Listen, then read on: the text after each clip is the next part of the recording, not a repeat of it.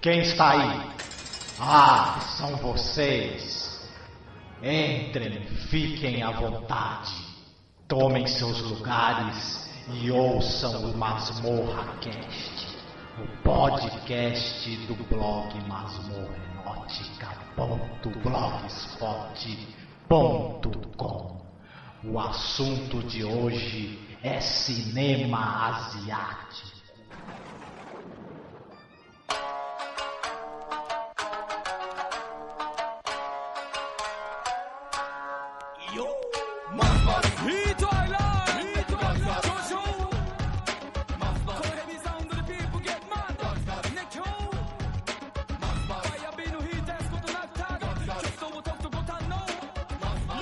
O tema de hoje será cinema asiático. Vamos às apresentações. Meu nome é Noriega.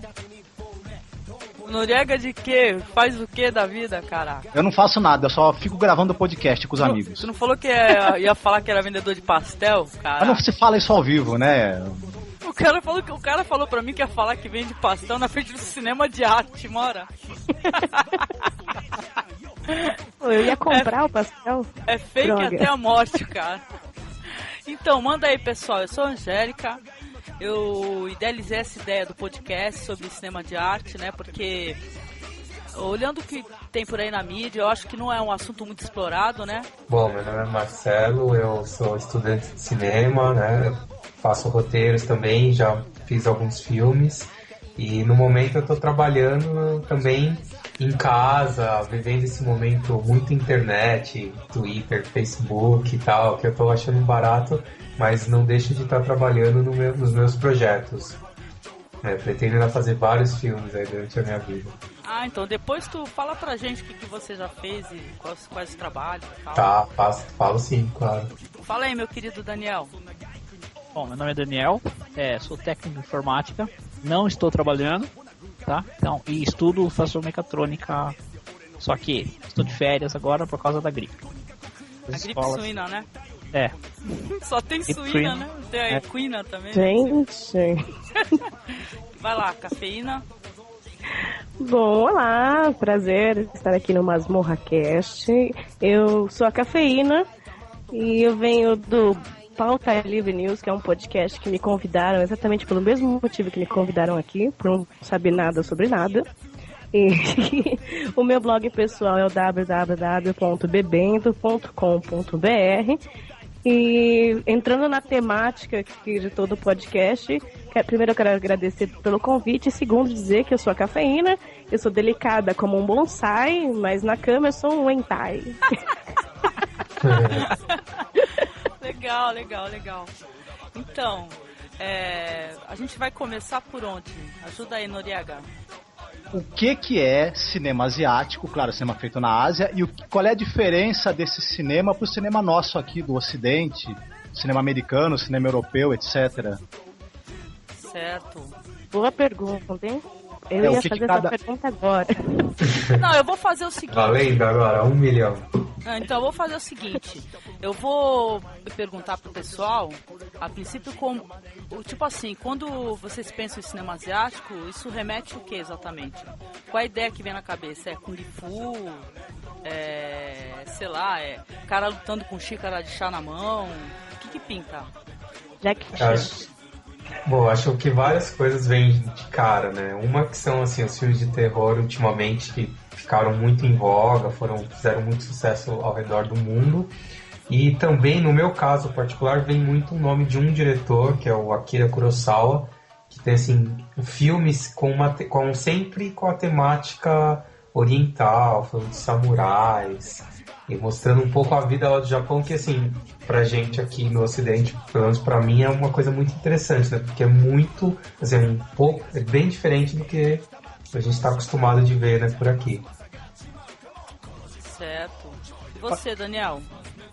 Então, há um tempo atrás, tinha aqui em Sorocaba um cineclube e passava vários filmes cult, né? E lá eu tive a oportunidade de assistir vários filmes asiáticos. Filmes iranianos, chineses, japoneses eu não tenho certeza, coreano acho que assisti um também, não vou lembrar o nome deles, dos filmes, tá? Certo. Eu assisti várias coisas. Quando você pensa em cinema asiático, eu acho que você acaba pensando no olhinho puxado.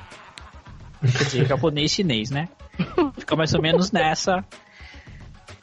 Apesar de, por exemplo, Índia e Irã também ficarem na Ásia, quando você fala em cinema asiático, você acaba vinculando mentalmente, assim. Vem logo à cabeça mesmo. Isso não tem como. Você acaba vinculando o asiático com o olhinho puxado, né? Você, Cafeína? Então, até brinquei aqui no começo, né? Falei que eu lembro do Jack Chan, que pra mim era o meu ídolo. Ele aliava aquela coisa de homem que sabe lutar e engraçado. Eu achava o máximo. Mas aí depois eu fui conhecendo alguma coisa, bem pouca dessa parte de terror. Eu lembro a primeira vez que assisti o filme, aquele tailandês famoso, que antes de eu lembrar o nome vocês vão lembrar, eu tenho certeza. Não era o Grito. Eu lembro que eu olhei ali, eu falei assim, é um filme de terror, eu gosto de filmes de terror, né?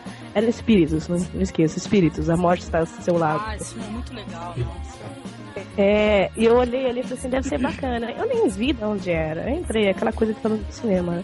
E aí eu vi que a pessoa não falava inglês e comecei a me achar aquilo meio confuso. Aí eu vi que era tailandês. A partir dali que eu comecei, acho que estreou aqui em 2006, se eu não me engano. A partir dali que eu comecei a prestar atenção. Aí eu vi que sobre o Grito, a Sarah Michelle Gellar, tudo, comecei a prestar atenção um pouco nessa parte oriental, mas eu não conhecia, não. E foi eu acho, vou confessar pra vocês, eu acho ainda um pouco engraçado algumas coisas. Não, porque é outra cultura, né, também, né? É bem engraçado, na verdade, se for pensar. Eu também acho engraçado. Não, então, o engraçado é que o Grito, né, é The Groot, né? É como se fosse o ronco, não é isso, Noriega? Porque entende de inglês, É mais ou menos isso, é o ronco, porque o personagem ele fica fazendo aquele barulho estranho com a garganta, aí que tu né? sabe imitar, que eu sei que tu sabe imitar. Não. Ele tá com vergonha. Não, então, é engraçado que eu gosto pra caramba também de filme de terror, asiático, tailandês, filipino e o caraca. Só que eu tenho medo da porra, né? Não sei se vocês, né? Não. As cenas mais terríveis eu não consigo ver de jeito nenhum. Então, eu acho que esse é um mérito desses filmes, porque assim, eu também adoro filme de terror, mas ultimamente, assim, os filmes não dão mais medo, né? Não sei se é porque eu cresci, quando eu era criança, qualquer coisa dava medo, mas hoje, ultimamente não dá nada muito mais medo. E esses filmes, O Grito, O Chamado, assim, os filmes japoneses, eu acho que eles resgataram um pouco isso, e esses filmes dão um medinho, assim, eu acho que hoje em dia na categoria terror, são os melhores mesmo. Então, são dos filmes que esses filmes assim, eles também ajudaram a revitalizar o cinema nesses países, né? Uhum. Continua, minha querida. Não, ele falou disso do medinho, eu também pensei isso. Talvez seja porque a maioria desses filmes seja baseada em alguma lenda urbana, alguma coisa realmente que na nossa cabeça possa existir. Não é aquela coisa do terror que a gente vê pasteurizado, assim, americana, que você fala, isso aí nunca vai acontecer, né? Ou aqueles serial killers que a gente tá acostumado a ver no Datena, então assiste Pânico é a mesma coisa. Agora geralmente os filmes asiáticos vêm daquela coisa de lenda, né? De a gente falar, será que existe, será que não existe, que nem o Chamado, aquela coisa que acho que dá um pouco mais de medo, assim. Então, e japonês tem lenda pra tudo, né, cara? Brincadeira. Na verdade isso é bem bacana, porque isso é da cultura japonesa, eles são muito supersticiosos. Tipo, no Japão, assim, o número 4 é o número de mau agouro, então os prédios não tem o quarto andar, eles acreditam realmente, assim, nessa coisa de espíritos e tal. Eu sabia disso. Sério, eu conheço, assim, tenho um contato com comunidade japonesa. Pode perguntar, assim, os japoneses eles são muito supersticiosos, então eles acreditam realmente, e aí talvez esse seja o lado positivo deles fazerem filme de terror, que eles realmente fazem uma coisa que eles acreditam, né? Não aquele tipo de filme que que a Cafeína citou, assim, putz, serial killer e tal, que inventam, né? Então acho que isso dá uma realidade, assim, todo mundo sente ali, né? Isso passa na tela e todo mundo fala, ai meu Deus. Não, tem umas cenas de umas tortas aí que, caraca, que pelo amor de Deus, dá um medo do caramba. Não, então, a gente tá comentando sobre terror, né? Mas o Japão, a Ásia, a Tailândia, eles também têm bons filmes de drama, né? Alguém conhece algum filme pra citar? Já assistiu alguma coisa? Bom, falando do Japão, eu citei logo o Kurosawa, que talvez seja o maior, assim, né, mais conhecido cineasta japonês. E ele tem, assim, vários filmes, inclusive indicados ao Oscar e tudo. E um dos filmes dele, realmente, esse foi um filme que marcou um dos meus filmes favoritos, que é o Rashomon. É um filme muito bacana, uma história, assim, é bem aquela cultura de saber que, assim, tem os samurais, os caras que brigam e tudo. Mas o que eu achei legal é um filme super antigo, eu não vou lembrar a data, acho que em 1950, assim, preto e branco. E é uma coisa que aí hoje em dia se assiste, assim, filmes do tipo, sei lá, Efeito Borboleta, assim, que tem essa coisa de mostrar várias, né, a história vai se refazendo, assim, de vários pontos de vista, né, várias outras formas, e isso ele já fez lá em 1950. Ele conta, assim, a mesma história, só que é contada com 3 pontos de vista, sabe? Então, um filme super bacana, assim, um roteiro maravilhoso, realmente um dos grandes filmes. Um visionário, né, o Kurosawa? Sim, o Kurosawa tem vários, tem o Run, que é muito legal. O Run é uma história também de samurai, só que na verdade é baseado em Shakespeare, né? Só que ele pegou e trouxe toda aquele conto que é shakespeariano, de reis e rainhas, e levou pra temática ocidental. E foi um filme também, se não me engano, foi ganhador de Oscar. Ele tem Os Sonhos, que é muito legal.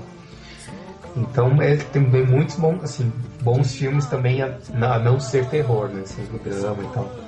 E qual que é aquele filme do Kurosawa que tem um cara que fica imitando um trem o tempo todo?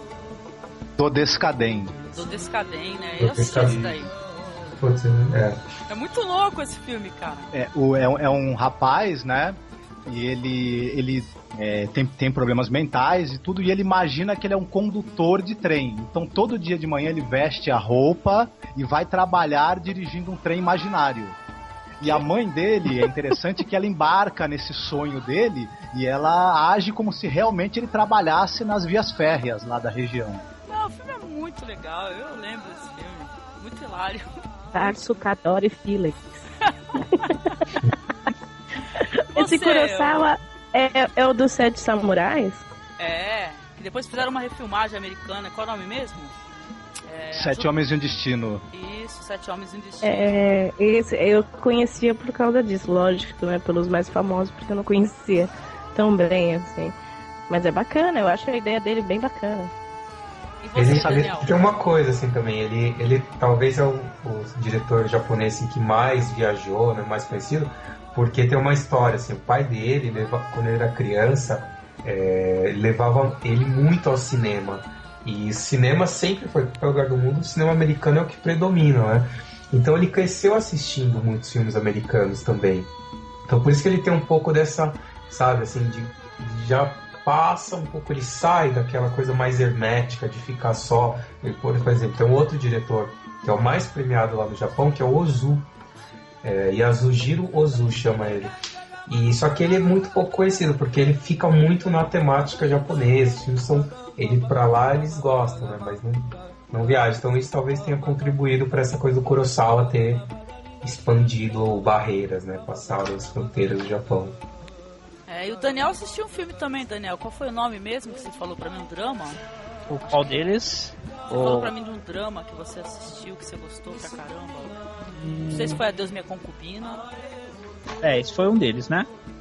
Também um que é comédia e drama ao mesmo tempo. Arte de Viver.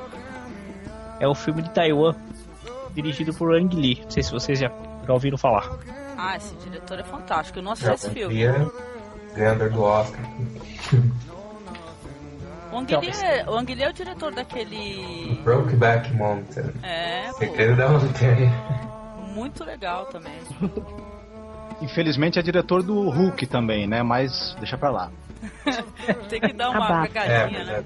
Você faz um pouco de tudo. Né? Agora, também assim, cinema asiático, eu acho, além do Japão, na verdade, ultimamente o cinema que tem mais feito, eu acho que assim, todo mundo fica muito impressionado com as imagens, é do cinema chinês, né? Que começou com aquela assim, o Tigre e o Dragão, e aí depois teve um filme, nossa, muito lindo, chamado Herói. Não sei se vocês puderam assistir. O Herói é assim, um filme, nossa, lindíssimo. Ele conta um pouco a história da China, né? De como que a China é o maior país do mundo, assim, de extensão, mas eram várias cidades separadas. Então conta a história de como foi essa unificação, uma história super bonita, muito bem filmado também. E além disso, tem um diretor chinês que eu gosto muito, que ele até fez tanto sucesso, foi pra Hollywood, que é o Wong Kar-wai, né? E ele tá fazendo filmes agora em Hollywood, mas um dos filmes que começou, que consagrou ele, é um filme chamado Amor à Flor da Pele. Não sei se alguém chegou a assistir. Eu assisti, é muito legal, muito é muito legal, assim, é aquele filme que você vê que não tem mega produção, efeitos especiais, não tem nada disso, mas ele conta aquela história tão bem, assim, tão bem contada, ele te insere ali no cotidiano de dois casais, até engraçado, né, que são dois casais e rola uma traição e tal, você não percebe muito bem o que está acontecendo e você vai entrando, e eu acho que assim, o cinema chinês tem uma pegada também que é diferente e é muito bacana, assim, muito interessante de assistir. Eu recomendo. Esses filmes são muito bons, assim, até pra gente, né, sair um pouco, assim, ficar muito bitolado assistindo os filmes blockbuster, tal, Homem-Aranha, X-Men e tal. Vamos olhar também esses filmes que tem uma coisinha lá interessante. legal. Esse filme Herói foi aquele que foi candidato ao Oscar, né? Esse eu assisti. Ele foi candidato ao Oscar filme estrangeiro na época. Eu não me lembro se foi, mas deve. Eu lembro que foi. Esses blockbusters geralmente eu assisto. Não, por sinal, ó, dando a parte, eu também assisto blockbuster. Não, só que só que a gente acaba, como é que eu posso dizer? No nosso círculo de amizades, né, aqui, a gente percebe que o pessoal não conhece mais nada além de blockbuster, entendeu? Não tem acesso a essa informação, né? E tal. Uhum. O pessoal se liga mais no cinema comercial mesmo, né? O que tá aí, né, meu? É porque, então, mas aí que tá, o problema é que é aquela coisa, né? Fazer cinema é uma coisa super cara, né? Apesar que hoje em dia, com essa coisa do advento, do digital chegando e tal, novas câmeras, tá barateando, mas mesmo assim ainda é caro, porque envolve uma produção enorme, pessoas, tem que alimentar, assim, imagina aquelas cenas que você vê, uma cena de guerra, com 1000 figurantes, todo mundo ali tem que vestir todo mundo, tem que pagar cachê, tem que alimentar. Então é uma coisa que custa muito dinheiro. E aí esses filmes mais alternativos, que são mais considerados cinemas de autores, né? Eles geralmente não tem muita verba. Então eles gastam tudo, né, para fazer o filme, e aí fazem filmes legais, né? Assim, no suor e tal, só que aí não sobra dinheiro nenhum para divulgar. E aí é que tá o X da questão, né? Porque o problema não é você conseguir fazer o filme, você consegue fazer o filme. O problema é que as pessoas fiquem sabendo, né? Por exemplo, eu tenho, assim, ó, isso é uma prova disso, é o circuito de arte em São Paulo. Tem os filmes que passam, assim, eles passam 1 semana, 2, entendeu? E as pessoas nem ficam sabendo. Esse é uma das questões que o público, assim, o grande público não é especializado, então que gosta de ir ao cinema, né? Mas não é muito, não se aprofunda mais, não fica nem sabendo desses filmes, né? Fica mais um bate-papo, assim, desse pessoal mais inteirado e tal. Então, eu já percebi que muitas coisas, não sei se vocês já perceberam, né? Do cinema alternativo, cinema de arte, simplesmente não passa nem nas salas de cinema aqui no Brasil e também não tem locadoras para alugar. Completando o que o Marcelo estava falando, inclusive os filmes orientais que a gente acaba assistindo, que até tem uma certa divulgação, eles são distribuídos pelas grandes distribuidoras americanas. por aqui. A Miramax, a Fox, elas veem que determinado filme produzido na China, no Japão, ele tem apelo comercial pro Ocidente, eles distribuem aqui, acaba tendo indicação a Oscar, etc. E é aí que o filme acaba sendo conhecido pela gente, né? Por esse caminho. Então, na verdade, eu diria que assim, como eu tô um pouco mais nessa questão de cinema, eu tô bem inteirado, porque eu mesmo tô nessa luta assim, de fazer filmes e depois ter que divulgar. Então, na verdade, o que acontece? Aí é que entra a importância dos festivais, né?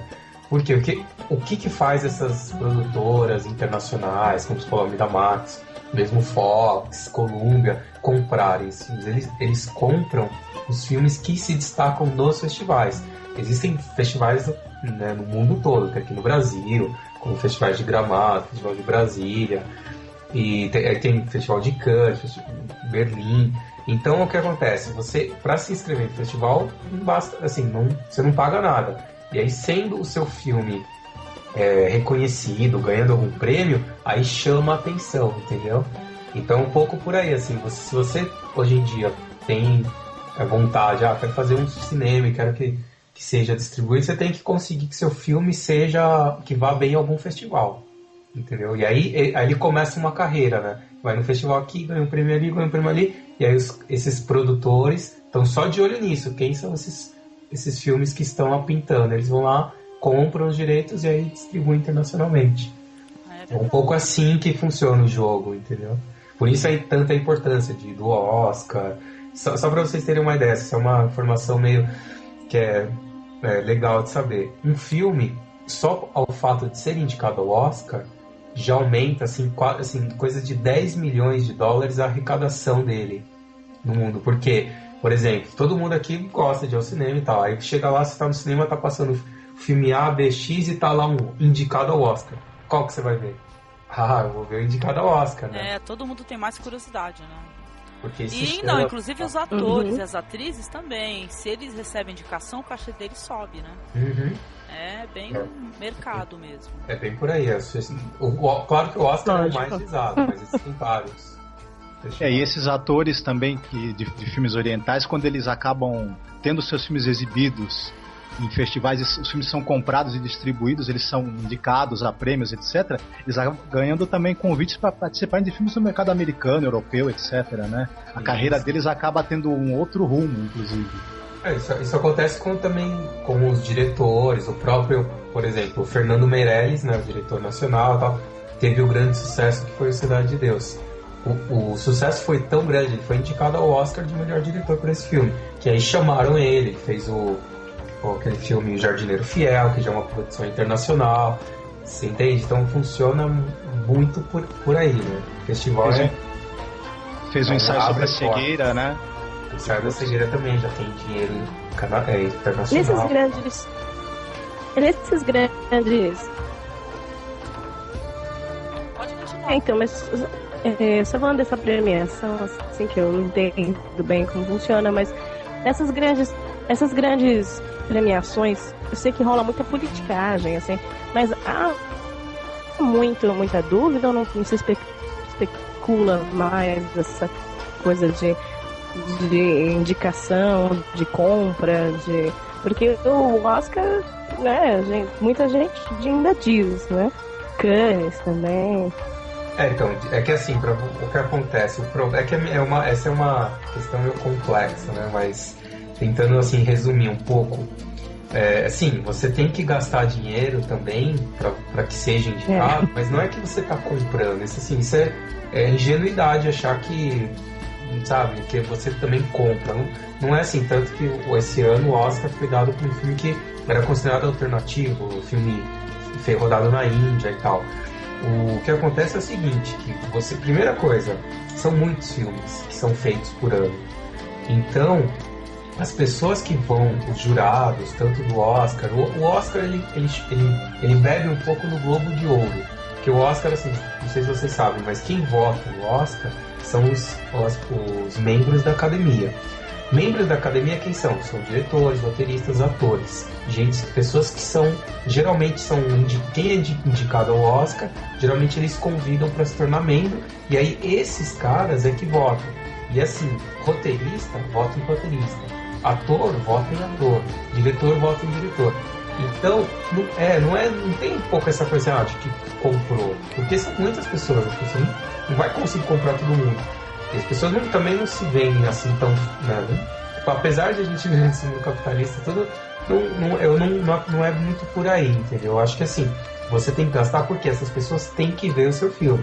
Então, e são muitos, então assim, você tem que fechar um teatro, uma boa exibição, entendeu? Aí você convida esses caras para eles verem, né? Você tem que fazer um lobby. E isso acontece muito no Globo de Ouro, que o Globo de Ouro, ao contrário do Oscar, é um prêmio dado por jornalistas. Então, existe a Foreign Press, né, que é a imprensa estrangeira e tal. Eles é que são os donos do Globo de Ouro, e aí são os críticos de cinema do mundo todo. Inclusive tem vários brasileiros. Um deles é Ana Maria Baiana, inclusive uma jornalista assim, que eu adoro, acompanho bastante, ela entende muito de cinema. Então ela é membro do Globo de Ouro. E aí o que acontece? Você tem que promover o seu filme. Então você tem que mandar ingresso para esses caras, tem que conseguir que seu filme seja visto, tem que ter várias cópias, entendeu? Então você tem um investimento para conseguir ter esse retorno, né? Mas eu não... Essa coisa de, não, que é comprado, isso é meio... Existe a politicagem, claro, né? Mas a politicagem, assim, de você conseguir quanto mais pessoas verem seu filme, melhor. A oferta, né? E tal, o marketing rola em torno disso mesmo. Deve ter um lobby, né? Tem. Então, Mas eu queria só essa coisa do lobby, da politicagem dentro da escolha dos premiados, mas também tem uma coisa, já que a gente está falando de cinema asiático, por exemplo, alguns países do continente asiático, até vários deles, né, são regimes totalitários. Então, se você for pensar também ali, até na hora de produzir um filme, questões de política, questões ideológicas acabam contando. Muitos filmes nem são produzidos, né? Ficam no projeto porque contrariam alguma ideia vigente do governo, etc. Então, na verdade, isso Não, passa por uma triagem, né? Os projetos passam por uma triagem, cara. E isso, na verdade, é um pouco o que aconteceu aqui no Brasil, né? Na época da ditadura, imagina, você não podia fazer um filme, assim, que é ex-companheiro, um filme mais politicado. Por isso que acabou caindo muito, né, nessa linha da porno chanchada, né? Pode ver que a década inteira, dos anos 70, começo dos anos 80, basicamente os filmes são assim. Eu lembro de uma história engraçada, assim, de um professor meu da academia de cinema e tal, né? Ele era cineasta já nessa época, e ele, fez um roteiro, e inclusive quem financiava também eram os caras, eram bicheiros, os caras donos da Boca do Lixo aqui em São Paulo, uma galera meio escusa. E aí ele conta que assim, ele tinha um roteiro que ele foi fazer e você não conseguia dinheiro público pra fazer, que ele já era um filme mais cabeça e tal, não sei o que. E é engraçado porque o cara dono da Boca, que ia dar o dinheiro pra ele, leu o roteiro e falou assim: não, gostei, bacana, tudo bem, eu te dou dinheiro, mas faz uma coisa, meu, insere uma suruba aí nesse filme, vai, que aí fica melhor. Porque foi se criando esse mercado, entendeu? Todos os filmes acabou que... É totalmente enganoso, né? O gênero porno chanchada não tem nem nada muito pornográfico, né? Não é que é pornográfico. Assim, é uma coisa que... Nudez. Uma coxinha aqui, né? Um peitinho ali. É uma coisa meio assim, mas é porque assim, você não podia, imagina assim, na época de ditadura, você não conseguia fazer um filme que fosse falar contra o regime. Peitinho foi bondade. Às vezes tinha peitão. Também. Pronto, chega. Teve aquele caso do filme Bye Bye Brasil também, que a ditadura caiu em cima. Então, os filmes que tentavam fazer alguma espécie de crítica eram censurados, né? Eram censurados, né? Os caras. Pois é. Simplesmente censurados. Bom, então, eu tenho alguma coisa aqui na pauta, né, pra falar sobre outros países também, né, do continente asiático, né? E eu tava dando uma olhada aqui em Tailândia, por exemplo, que quem começou a divulgar o cinema lá na Tailândia foi um príncipe, cara. Acreditam? É Príncipe Chatrchalermi Yukol. Chatrchalermi, entendeu? Fala esse nome umas 10 vezes seguida. Ainda bem que o Príncipe Charles não resolveu fazer cinema também, né? Chatrchalermi. Não, então, esse príncipe... Ninguém merece. Mas não sei... Então, esse príncipe aí, ele fazia filmes com conteúdo social, né? Mas acho que na visão dele de príncipe, né? Ficava lá no palácio, comendo, bebendo. Mas os príncipes têm uma larga experiência com problemas sociais, é uma beleza. Uma beleza, eles estão lá limpando, caralho, passando fome. Não, então, Tailândia... Nosso presidente também. Né? Pois é. Então, é isso mesmo. E também tem Coreia do Sul, né? E tal. Coreia do Sul, assisti um filme muito bonito, não sei se vocês assistiram, chamado Irmandade da Guerra. Ah, muito bacana esse filme. Muito, muito bonito. Legal. Tem também o cara da trilogia da Vingança, né? Olha, o Trilogia da Vingança, o diretor, se eu não me engano, se chama Park Sun-wook, se eu não me engano. Esses nomes coreanos aí confundem um pouco. Todo mundo é Park, né? Todo mundo é Park, ninguém é... É outra localidade, é tudo Park. Park isso, Park aquilo. E essa Trilogia da Vingança, como o nome mesmo já diz, são 3 filmes cujo tema é a vingança, né? Mas o que me impressionou nesse diretor e nessa trilogia dele é a crueza com que ele mostrou, né? Esse desespero para se vingar de um mal que alguém te fez, né? E são filmes assim completamente amorais, né? Qualquer espécie de moralidade cristã passa longe, eu acho, do cinema desse diretor, né? A começar pelo Old Boy, se não me engano, né? Não, o primeiro é Mr. Vingança. Senhor Isso, Vingança. Senhor Vingança. Eu não vou entregar o final do filme, mas Não, pode entregar porque... Mas o mocinho morre. É spoiler, né? O primeiro é a vingança que dá errado, né? Dá muito errado. É uma vingança que acaba gerando muitas tragédias a partir dela, né? O segundo, que é o Old Boy, que eu acho que é um filme que é uma experiência narrativa fora do comum, um roteiro espetacular. E o Lei de Vingança é aquela catarse, né? A vingança que dá certo, ela não apaga o mal causado, não acaba livrando aquela dor que as pessoas têm, mas faz uma catarse maravilhosa. Deve vontade de se vingar de alguém quando vê esse filme. Nossa, não, o Lei de Vingança tem umas cenas maravilhosas lá. Na hora que o pessoal tá em fila pensando lá como é que vai matar o cara, é muito legal. Com spoiler ou sem spoiler, é fantástico. Eu acho também que esses filmes aí, eles são um retrato perfeito da obsessão, né? O que alguém é capaz de fazer quando uma obsessão toma conta de você, quando você... Toda a sua vida está direcionada para um propósito, que no caso aí é a vingança. Também tem um estudo de psicologia humana, eu acho muito interessante. Mas cara.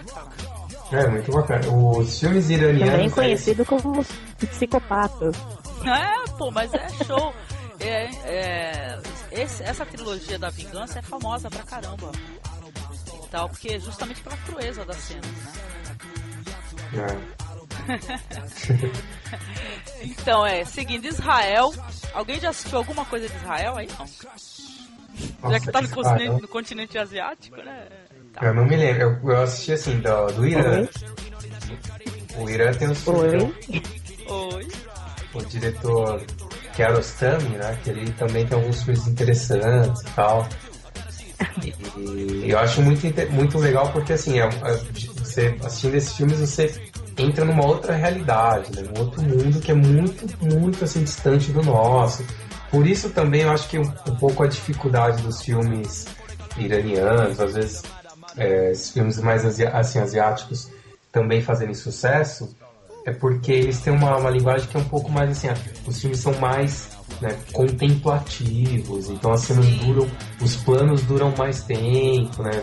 O filme ele é mais lento. E pra quem tá acostumado, assim, essa geração que tá acostumada, né, com internet, é tudo agora aqui, videogame, assim, tudo, e cresceu assistindo filmes blockbuster cheio de explosões e cortes alucinados e tal, quando vê uma coisa assim, acha meio entediante, né?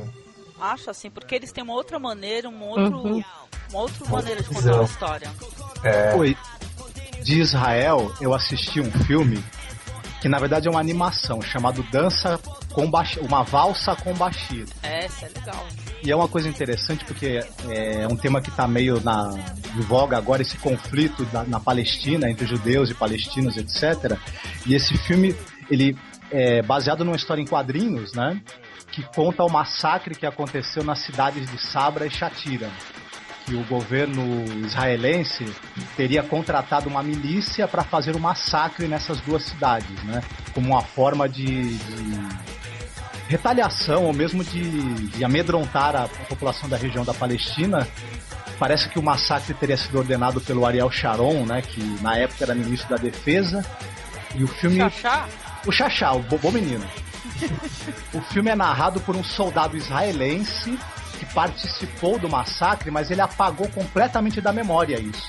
E ele procura um psicanalista para tentar recuperar essa parte da memória dele que se perdeu. E aí ele recorda, o filme mostra ele recordando o massacre e faz um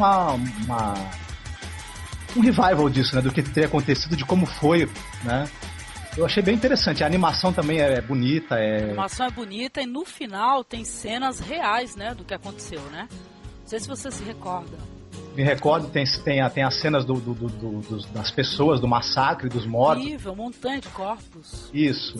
Até são cenas chocantes, porque tem crianças, inclusive, né, que foram vítimas.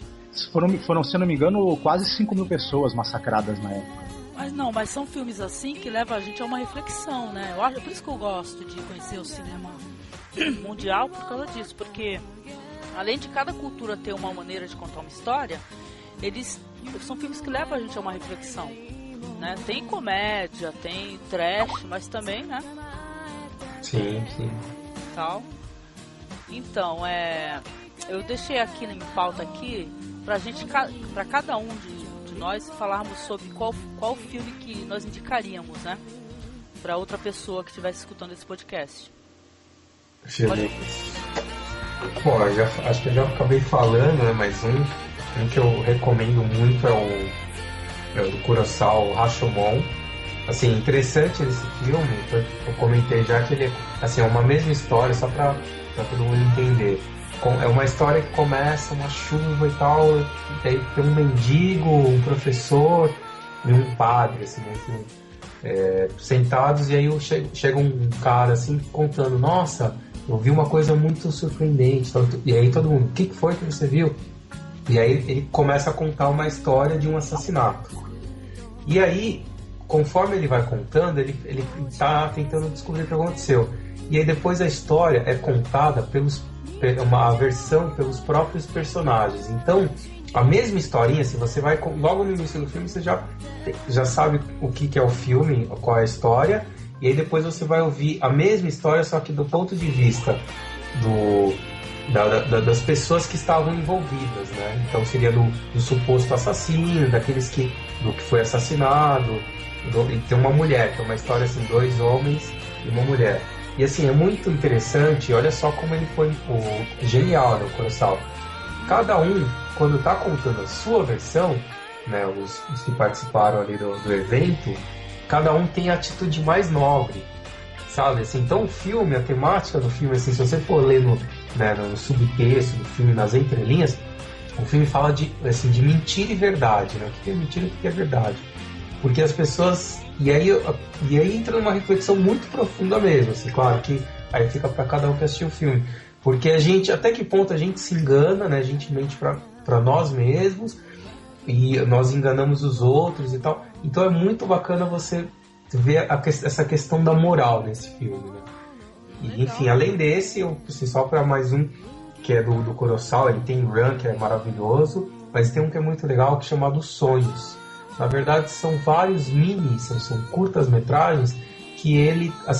Isso eu me identifico muito, porque eu sou uma pessoa que adoro sonhar e tal, né? E ele teve... Um dia ele acordou, assim, lembrou de alguns sonhos e escreveu. Então são minis... É um filme com várias histórias que são baseadas nos sonhos dele, que ele teve ao longo da vida dele. E uma, assim, muito sensacional é de um quadro, se não me engano, do Rembrandt, que ele viu no museu, ele ficou impressionado e nessa história, ele sonhou com o quadro e na história o personagem está lá vendo o quadro no museu e de repente ele entra dentro do quadro e está lá, sabe? E aí acontece a história. Então, esses 2 filmes do Akira Kurosawa eu indico assim para todos vão gostar. Legal. Então, Daniel, e você, querido? Oh? Você agora. Bom, eu já vi alguns filmes o que eu gostaria de indicar, na verdade, eu não lembro o nome do filme. Bom, vou contar mais ou menos a história e de repente alguém aí já assistiu, tá? Ok. Um cara tá jogando e ele perde a casa dele no jogo, tá? E logo depois disso, quando ele volta pra casa e fala pra esposa que ele perdeu a casa, chega um filme chinês, tá? Sim. Chega o pessoal da Revolução e fala, quem é o dono da casa? O dono da casa é ele lá, que ganhou a casa, matem ele então. Caramba! Mataram o cara, ele só viveu porque a casa era dele. Como ele perdeu a casa no jogo, o cara que ganhou a casa ficou com o jogo, morreu por causa disso, né? Caramba, E esse filme é muito bom porque conta a história da vida dele inteira, né? Depois ele sai com os revolucionários, que é a fase de transição do Império para o comunismo, né? Na China. É bastante interessante. Então, aí vai contar a história da vida dele e da esposa. Aí eles vão ter filhos. Aí eu não posso contar o final, senão depois vocês forem assistir. Olha, eu não sei, né? O pessoal tem muito esse lance de spoiler, né? Que fala spoiler. Só que, tipo assim, se a pessoa me contar o filme, é capaz de eu ficar com mais vontade de assistir. Eu não tenho problema com isso. Mas tem gente que doida, né? Gosta. Eu não tenho. O final do filme chama de bigorna ainda, né? É que depende do filme. Se você contar o final de um filme de suspense, tem que apanhar mesmo, né? Depende se é um filme de 1950, vai. Porra, é um filme que todo mundo já viu, só a pessoa não viu, né? Sei lá. Você, Noriega, qual você indicaria aí pra uma pessoa que não conhece cinema asiático e gostaria de conhecer alguma coisa? Olha, eu vou indicar, se você me permitir, eu vou indicar dois. Rapidinho, pra quem ainda não viu, que eu acho que muita gente já assistiu esse filme, que é aquele filme coreano, O Hospedeiro. Ah, pô! Daquele que é um monstro que surge do lago, né, e começa a atacar as pessoas, um monstro que acabou sendo criado a partir da poluição do rio. Eu acho que é um filme muito interessante. Tu assistiu esse, Marcelo? Nossa, O Hospedeiro? Não me lembro. Muito legal. O cara é muito tosco, vira herói, muito legal esse muito legal. Então, eu resolvi citar esse filme porque ele é um filme assim bem divertido também, é um filme que cai um pouco pro terror, pra ficção, é um filme assim tem pro grande... Tem humor, né? Legal. Tem humor, é maravilhoso mesmo. Agora, pelo outro lado, pelo cinema mais autoral, o diretor Chen Kai-je, que é o diretor de Adeus Minha Concubina, ele tem um filme chamado A Vida por um Fio, que é um filme que me emocionou muito, que é a história de um senhor, né? Ele toca um instrumento de cordas e esse senhor ele é meio que um Orfeu, né? Quando ele toca, as pessoas elas se acalmam, o pessoal que está querendo fazer guerra acaba desistindo da guerra para ouvir a música. Ele é quase um mago, né? Quando ele toca, as pessoas todas que querem brigar, que querem matar uma outra, desistem daquilo para escutar a música. E ele vive pacificando as brigas da região. Ele é cego, né? E ele sonha em recuperar a visão. E o mestre dele, que ensinou ele a tocar, fala para ele que quando ele conseguir quebrar um certo número de cordas tocando, ele vai conseguir recuperar a visão. E ele tá treinando... A história parece meio complicada, mas ele tem um discípulo que ele treina também, que também é cego, para que quando ele consiga, quebrar a 10ª corda tocando e ele recuperar a visão, ele possa deixar esse rapaz no lugar dele, porque ele vai querer seguir outra vida, não vai tocar mais, né? Vai enxergar e vai querer ver o mundo, fazer outras coisas. Eu achei uma história assim muito poética, muito bonita e tal. Mas só que é um filme que tem um ritmo um pouco mais lento, já mais reflexivo, já é para um outro público. Então são essas duas indicações que eu faria. Então, eu gostaria de indicar um filme que, já que a gente estava conversando sobre Oscar, né, e tal, é um filme chamado Departures, que em japonês é o Kuribito. Esse filme, ele trata sobre um violinista, né, aliás, violoncelista, que ele perde o emprego, ele acaba, a companhia que ele trabalhava acaba parando de funcionar, e ele se muda para a casa da mãe dele com a esposa e tudo. E ele passa algum tempo procurando emprego, não me recordo exatamente. Sei que ele acaba vendo um anúncio no jornal que ele vê o anúncio sobre como é que é, Noriega? Como é que é mesmo essa parada? Trabalhar com partidas. Partidas. Ele pensa que tem a ver com turismo.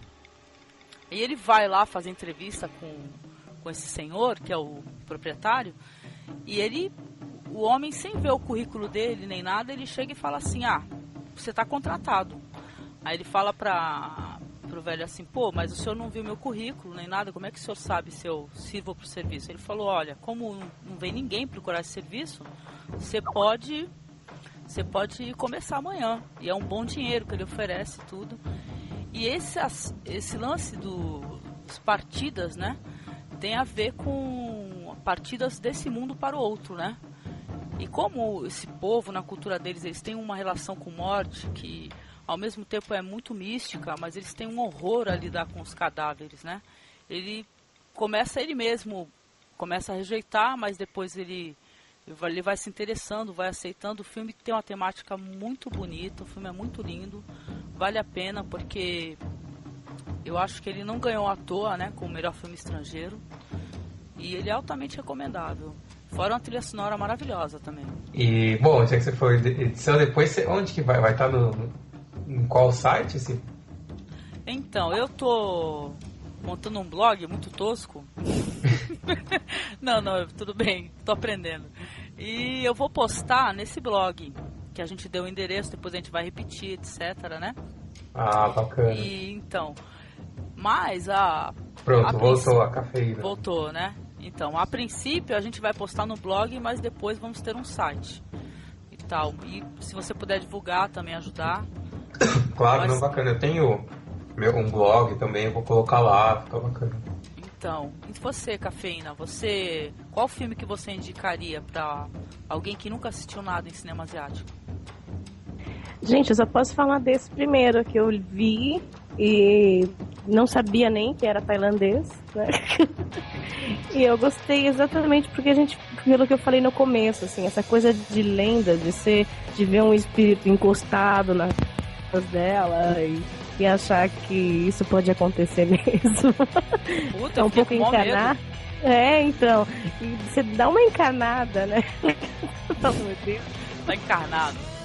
Quando eu assisti esse filme, eu fui me pesar pra ver se não tinha nenhum peso a mais em mim. Puta, não, ele até falou uma piada ótima, porque é spoiler, mas foda-se, paciência.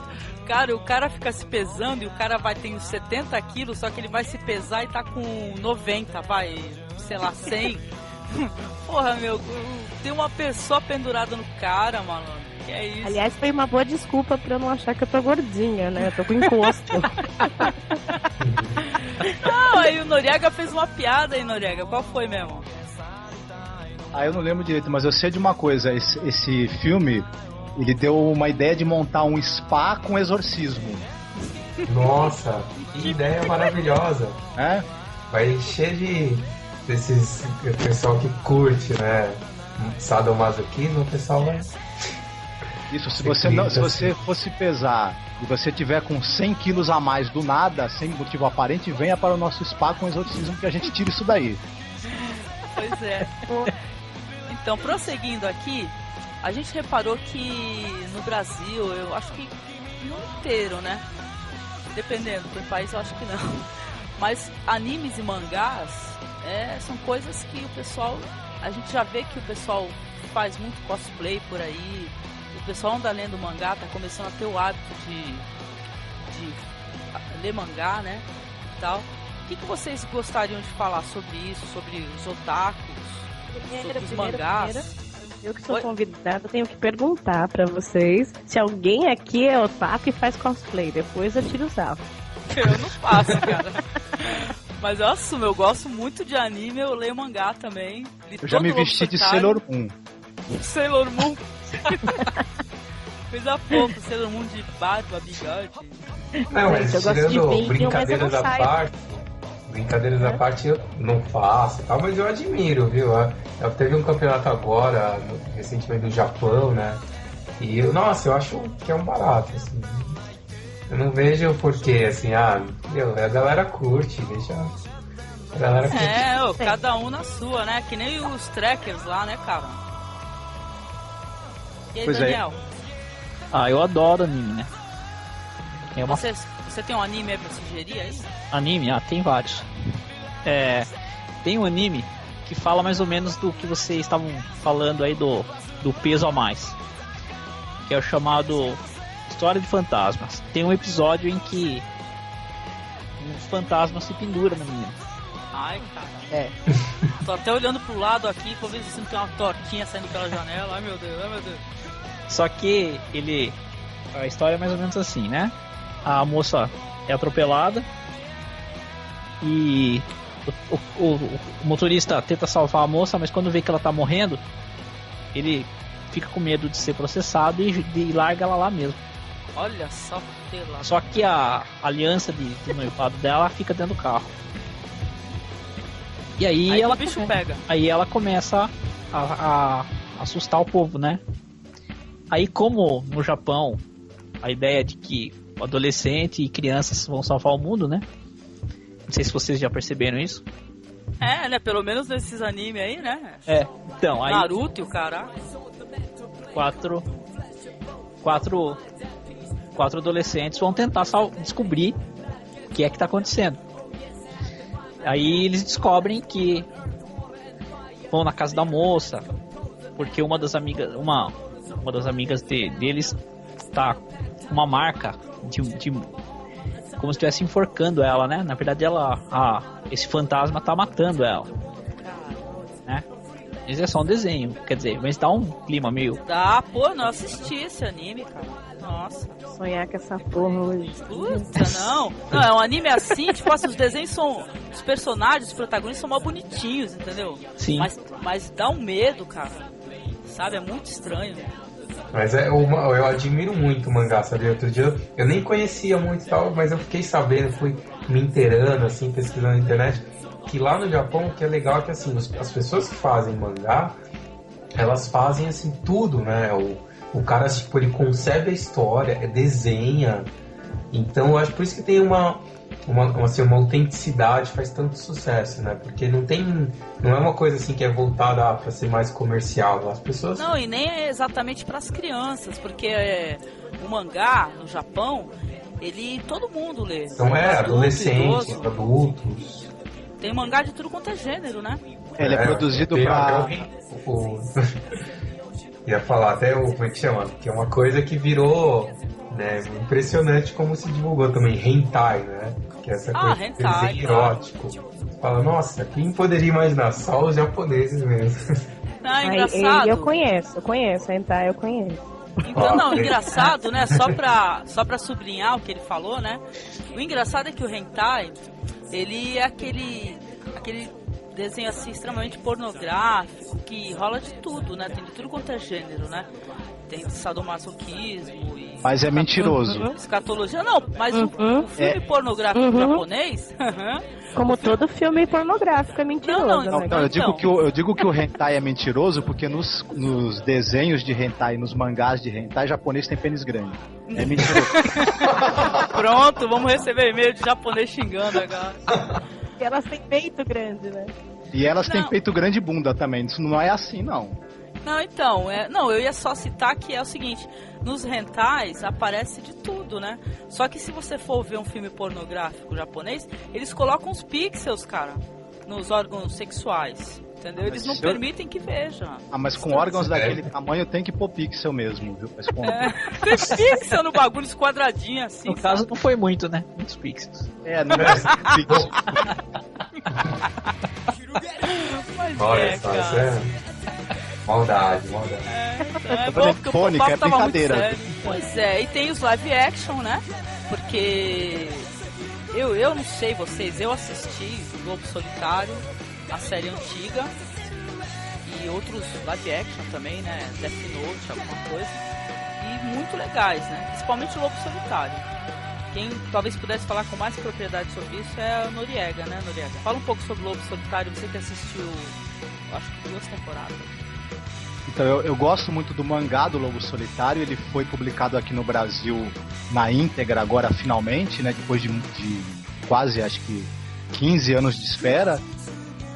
O Lobo Solitário é aquele sujeito que ele era executor do Shogun. Ele é feito uma tramóia para tirá-lo do cargo, né?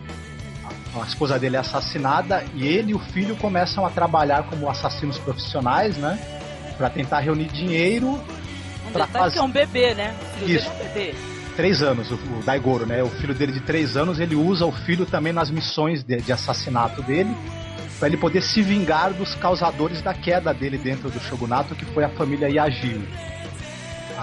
Além do quadrinho, também houve uma série de 6 filmes, né? Que nos anos 70 saíram nos Estados Unidos e também no Brasil, mais posteriormente, com o nome de Shogun Assassin. Né, o Roger Corman, aquele diretor, ele que acabou capitaneando o lançamento disso nos Estados Unidos, foi um sucesso na época. E também teve algumas séries de TV, uma delas com 78 episódios, que eu acabei assistindo também até o fim, essa daí. E eu acho que tanto a série para cinema, que é essa tal Shogun Assassin, quanto a série para TV, elas não chegam a ser tão boas quanto o mangá, mas mesmo assim são interessantes, viu? Vale a pena conferir. A série que foi feita pro cinema é fácil de encontrar para assistir. A série, assim, pra TV é um pouco mais difícil. Os japoneses não se preocupam muito que, por exemplo, o ator que vai encarnar o personagem que era... Seja igual, né? Seja igual. E esse cara dessa série, na época, tinha uma série de TV famosa no Japão que era o Zatoichi.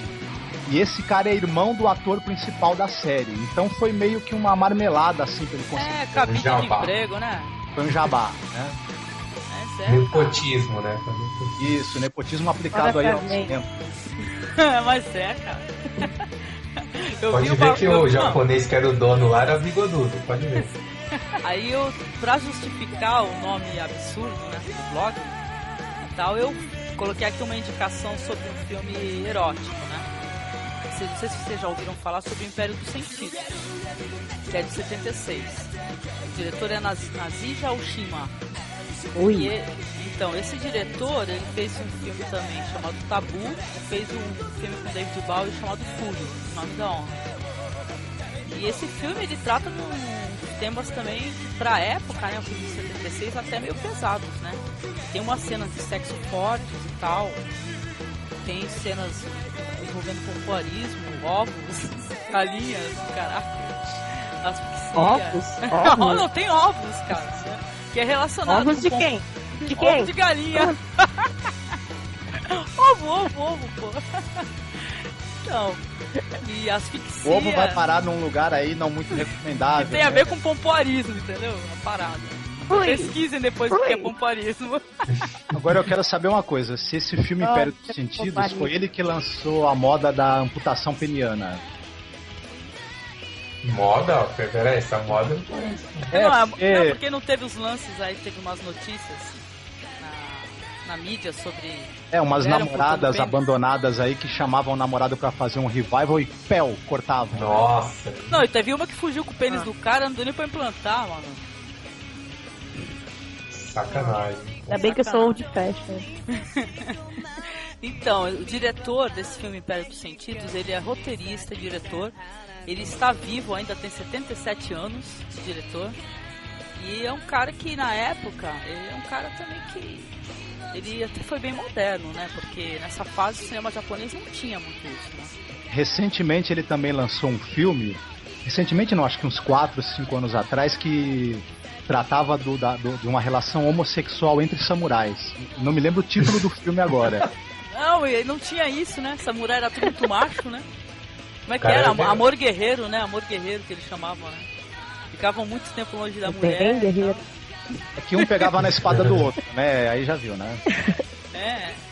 Gente, em matéria de sexo, nada mais bizarro do que os japoneses.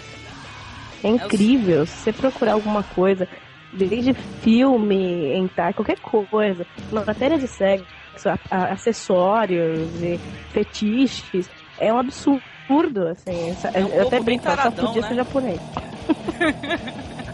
Tem um filme... São reprimidos, né? Mas, quanto mais reprimido, já viu, né? Então, tem um filme chamado Tóquio em Decadência. Eu nunca vou me esquecer da cena que o cara contrata uma garota de programa, né? Leva ela pro quarto de hotel. Quando ela chega, na parede tem uma imagem do Monte Fuji projetada, né? Aí ele fala pra ela, ele mostra uma notícia de jornal de uma moça que foi estuprada e estrangulada né, próximo ao Monte Fuji. Aí ele fala, olha, eu vou subir em você e vou te estrangular e você finge que você é essa garota aqui da notícia, tá? Então realmente os japoneses, alguns deles tem uma coisa também do seguinte, que as meninas, as adolescentes, as meninas, moças que estão em escola ainda por cima, vendem as suas calcinhas, né, usadas, pros tarados lá, enfim, tem um comércio assim do sexo. Tem máquina. Tem máquina, que nem de Coca-Cola, refrigerante.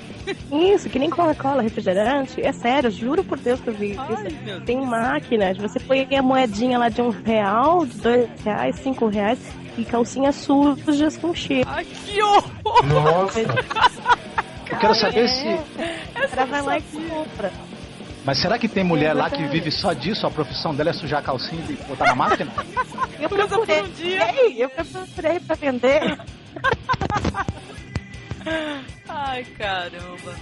Pois é, então. E tem até uns mangás, né, que falam sobre esse lado perverso aí do sexo. O japonês pensa. Qual é o nome? O Vampiro que ri?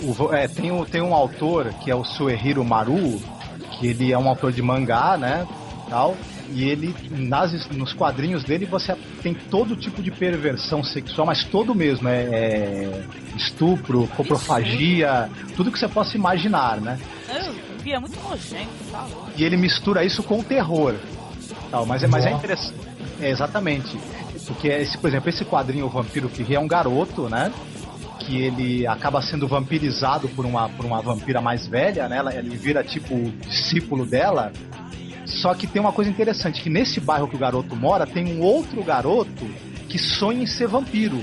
E ele começa a matar pessoas, né? E tal, cometer atos de violência fingindo que é vampiro.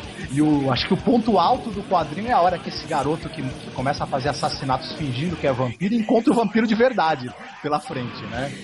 É muito interessante. É muito legal.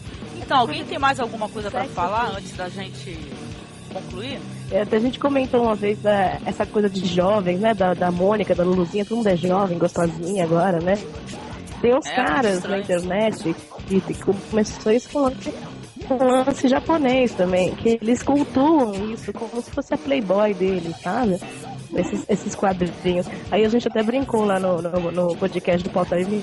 A gente falou, o que seria isso? É cartofilia? Alguma coisa assim. Nossa. Mas é estranho. Essa turma da Mônica Jovem é muito esquisita. É bizarro. O resultado da cartofilia é a página grudada. A Luluzinha. Hein? Mas a gente vai fazer um podcast depois só sobre esse assunto também. Sobre cartoons e tal, desenhos, Então, quem mais gostaria de falar? Eu. Então, sobre essa temática sexual aí também, Samurai Champloo, não sei se vocês já conhecem. Conhece.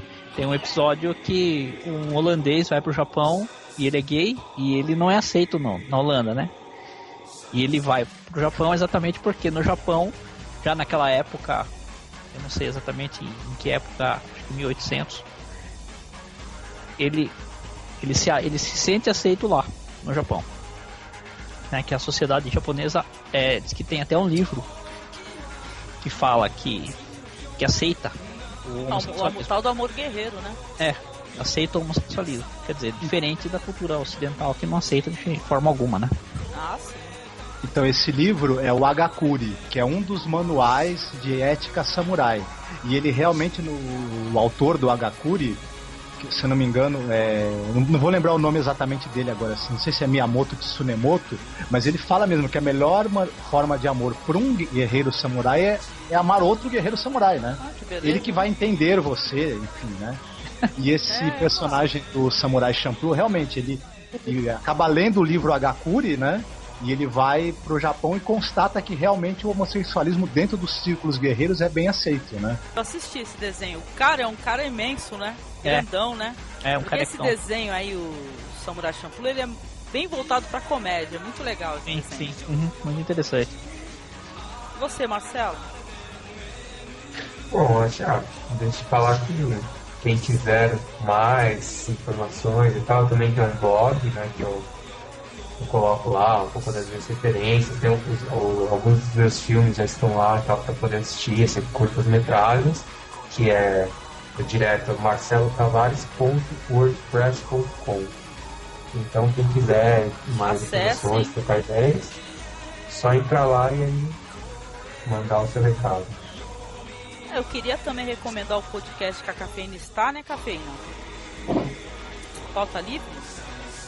Sim, o Pauta Livre News, a gente está numas férias forçadas agora aqui, porque nosso editor, o senhor Seu Panda, ele está sem computador, então a gente está sem editor, mas a gente já fez umas 14 edições, as 10 primeiras não muito boas, depois ficou menos ruim. Nós somos um grupo lá de gaúchos, manauara, nordestino, paulista, uma mistura toda. É claro, eles são meus melhores amigos gays. Quero mandar um beijo pra eles aqui.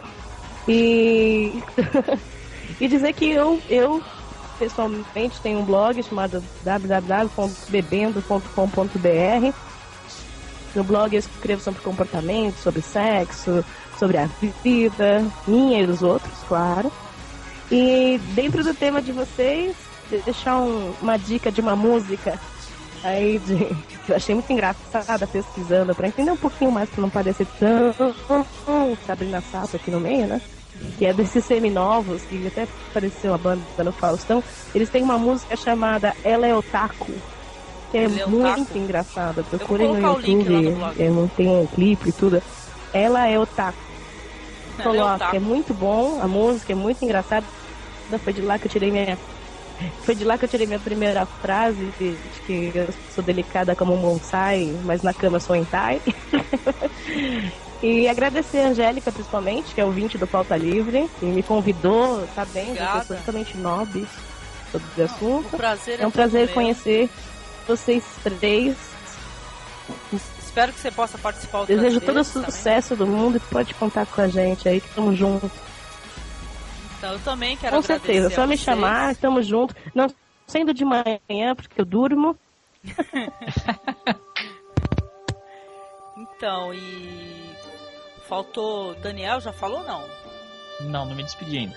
Então, despeça-se aí da turma. Bom, agradecer a oportunidade, é a primeira vez que eu participo de um podcast, né? Até, inclusive, eu trabalho com informática e a Angélica me convidou e eu falei assim, não sei o que é isso. Aí ela me explicou. Aí eu já tinha ouvido que a minha irmã participa, ela ouve alguns envolvendo séries, né? Eu nem fazia ideia o que era, né? Sim. Foi legal, gostei. Espero participar muitas vezes. Foi um prazer conhecer vocês. Desculpa. Bom, antes de tudo eu queria agradecer a participação de todos vocês, da Cafeína, do Marcelo, do Daniel. Eu gostei muito da conversa. Eu acho que foi, dentro das possibilidades, foi uma conversa de bom nível, assim.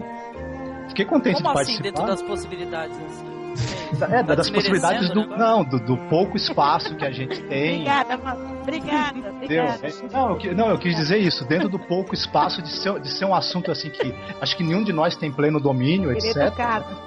Então a gente fez força para tentar construir um pouco de conhecimento sobre esse assunto aqui, né? Acho que cada um aprendemos um com o outro por aqui. Eu gostei bastante.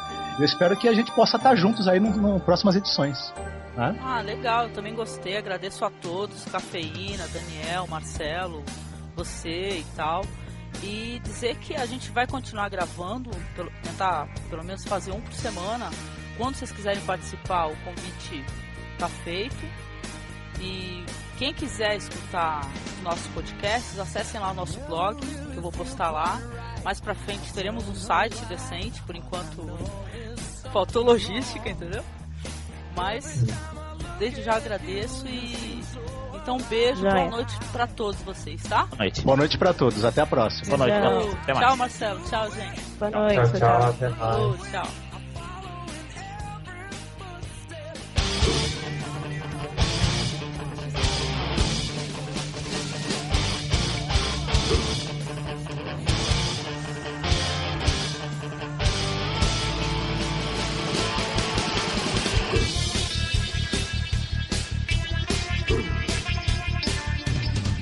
Se resolvo usar uma bandana, ela não engana. bacana no fim de semana eu ser cosplay. Ela joga no meu time, passa a noite ao meu lado, baixando e vendo anime em japonês legendado. Ela é otaku, ela é otaku,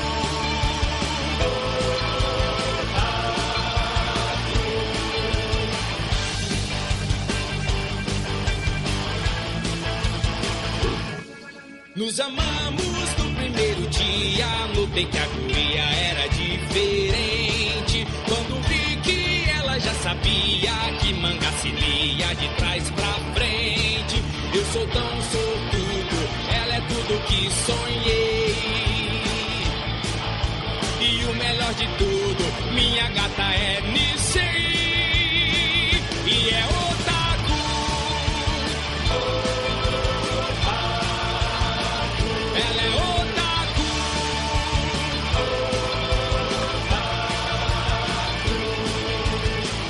é delicada.